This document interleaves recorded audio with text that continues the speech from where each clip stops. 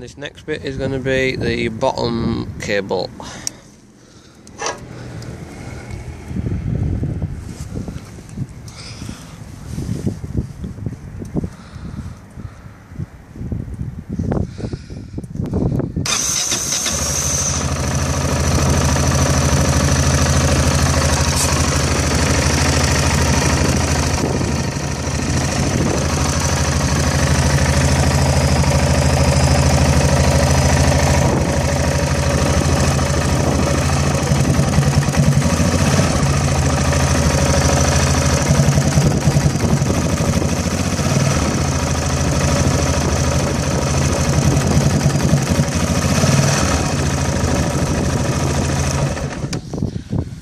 And then, if I go and do my throttle position sensor,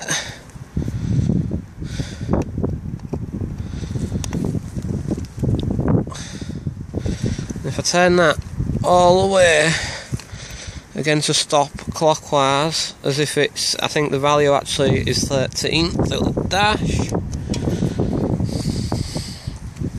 it moves the misfire.